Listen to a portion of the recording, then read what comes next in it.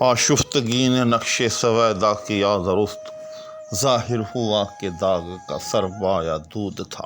السلام علیکم ناظرین، آپ کو معلوم ہی ہوگا جنہوں نے ریسنٹلی میرے چینل کو وزٹ کیا ہے کہ اسی غزل کا جو پہلا شعر ہے، جز کیس اور کوئی نہ آیا بروئے کار، صحرا مگر بتنگی یہ چشمے حسود تھا، تو اس کی شرح میں مکمل طور پر جو ہے اس سے پہلے پیش کر چکا ہوں۔ میرا ارادہ تو یہ تھا کہ اسی نشست کے اندر اس پوری غزل کے اشعار جو ہیں آپ کی خدمت میں پیش کرتا، لیکن کیا کروں کہ شعر ہی ایسا تھا، وہ غالب کی پھر غالبیت اور پھر اس کی تہ در تہ جو ہے ان کے جو پہلو ہیں ان کو واضح کرنے میں ٹائم لگتا گیا، حتیٰ کہ ویڈیو جو ہے اس نے یہ گنجائش نہ چھوڑی کہ میں کوئی اور شعر اس میں ڈالتا۔ چنانچہ آج اس غزل کا اگلا شعر لے کر حاضر ہوں۔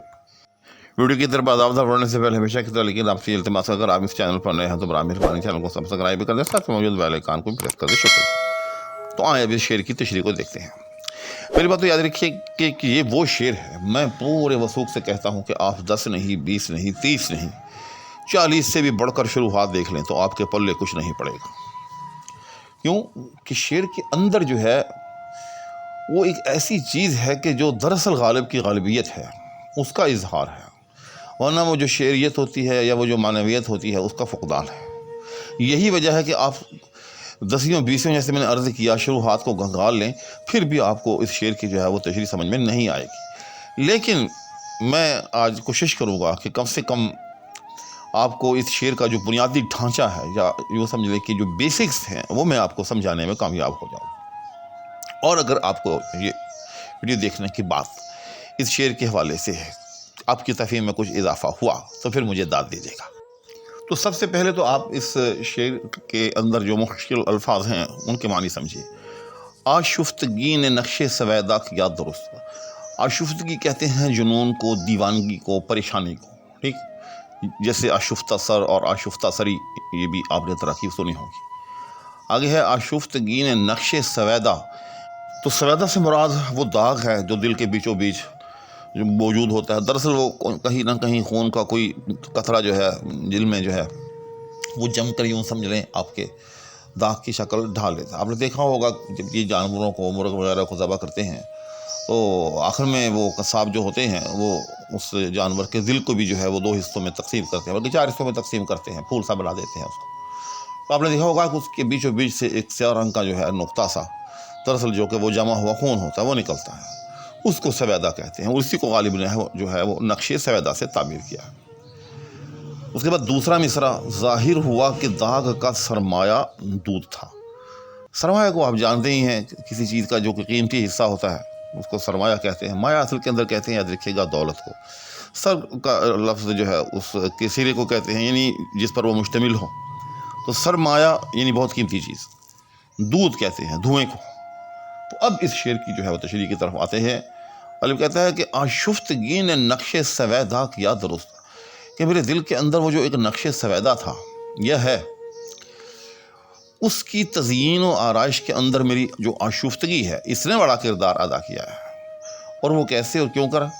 کہ ظاہر ہے کہ جیسے جیسے میں پریشان ہوا اور اس پریشانی کے موجب جو ہے وہ دل پر جو ہے وہ بوجھ ڈلا، اور جس کے نتیجے میں ظاہر ہے دل کی دھڑکن، اور دل کی دھڑکن کے نتیجے میں خون کی گردش، یہ ساری چیزیں متاثر ہوتی ہیں انسان کی پریشانی میں، آشفتہ سری میں یا آشفتگی کے اندر۔ تو اس کے نتیجے میں جو میرا داغ سویدا جو تھا، یعنی میرے دل کے اندر وہ جو ایک نقش تھا خون کے قطرے کا، یا وہ جو سویدا کا نقش تھا، وہ جو ہے وہ اور ابھر کر سامنے آ گیا۔ بالفاظ دیگر کہ جو میرے دل کے اندر جو ایک وہ نقش ہے جس کو نقش سویدا کہتے ہیں، اس کی تزئین و آرائش میں، اس کی بنو سگار میں، اس کی درستی میں میری آشفتگی جو ہے اس کا بہت بڑا کردار ہے۔ اس کے بعد دوسرے مصرعے کی طرف آتے ہیں۔ غالب کہتا ہے کہ ظاہر ہوا کہ داغ کا سرمایہ دودھ تھا، یعنی جس طرح سے اگر کہیں داغ ہو تو ظاہر ہے داغ میں سے پھر بو آتی ہے۔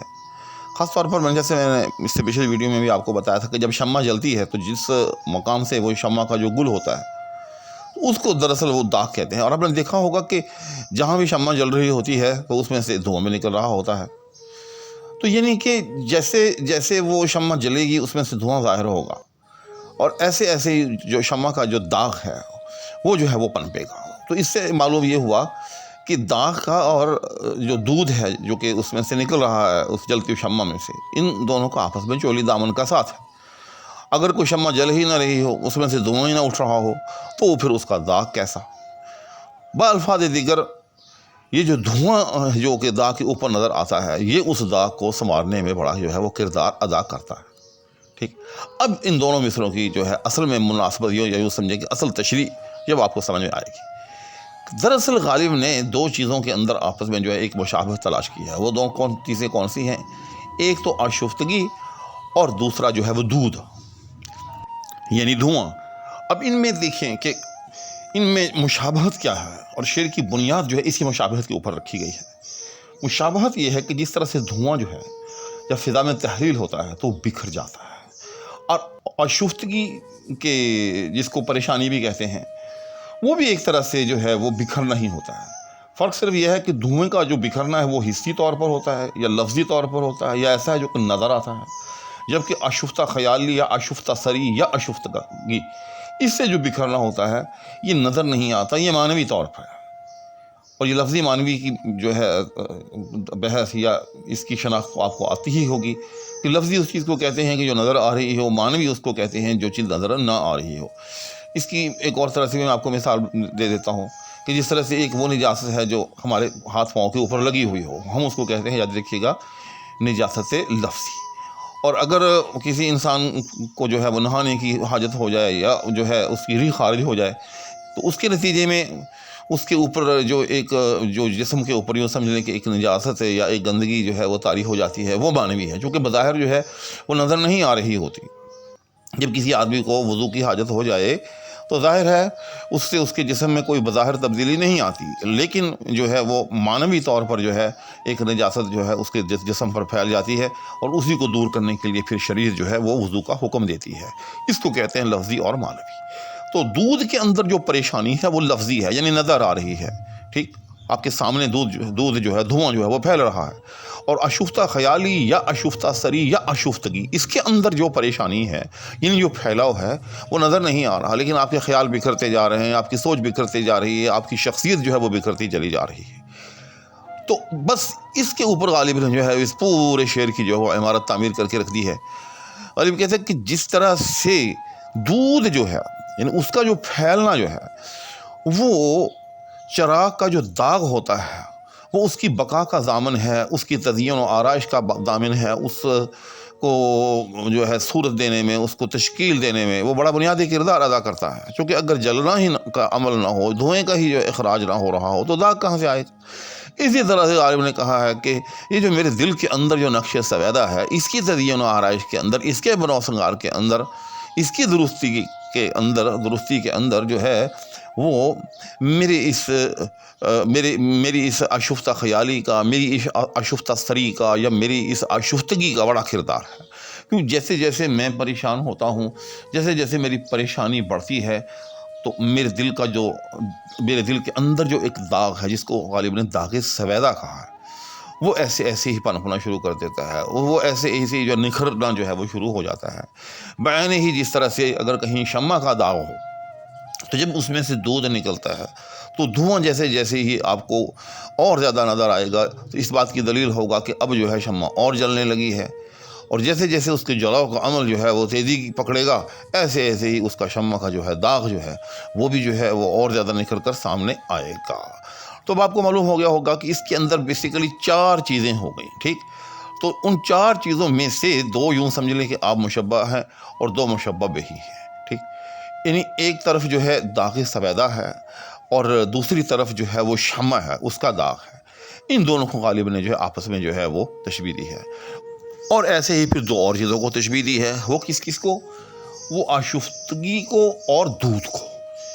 تو جس طرح سے دودھ جو ہے وہ پریشان ہوتا ہے، پھیلتا ہے، فضا میں تحلیل ہوتا ہے، اور وہ جیسے میں نے عرض کیا کہ وہ لفظی پھیلاؤ ہے، حصی پھیلاؤ ہے جو نظر آتا ہے، اسی طرح سے آشفتہ خیالی یا آشفتہ سری یا آشفتگی، یہ ایک ایسا پھیلاؤ ہے کہ جو بظاہر نظر نہیں آتا، لیکن یہ بھی جو ہے انسان کے خیالات کا پھیلاؤ ہے، انسان کے خیالات کا انتشار ہے، انسان کی سوچ کا انتشار ہے۔ اسی وجہ سے کہا جاتا ہے کہ فلاں شخص جو ہے وہ پریشان ہے، کیا مطلب یعنی اب اس کے افکار میں، اس کے خیالات کے اندر جو ہے ارتکاز نہیں رہا، بلکہ اس کے خیالات اور اس کے افکار جو ہیں اس وقت جو ہے وہ پھیلنا شروع ہو گئے ہیں، منتشر ہونا شروع ہو گئے ہیں، لہذا وہ شخص جو ہے یا فلاں صاحب جو ہے وہ پریشان ہے۔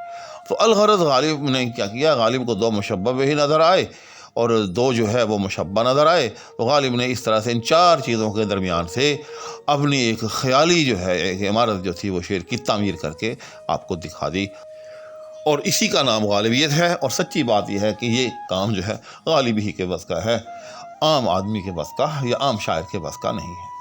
تو آج پھر ایک شعر پر ہی اکتفا کرنا پڑا۔ دل تو چاہتا تھا کہ میں اس غزل کو ایک ہی نشست میں کروں، لیکن کیا کروں کہ اس غزل کے اشعار کے اندر اتنی پیچیدگی ہے کہ ایک شعر جو ہے وہی پوری ایک ویڈیو پر محیط ہو رہا ہے۔ تو اسی کے ساتھ آپ سے اور دعاؤں کی درخواست کے ہمراہ اجازت چاہوں گا۔ اللہ حافظ۔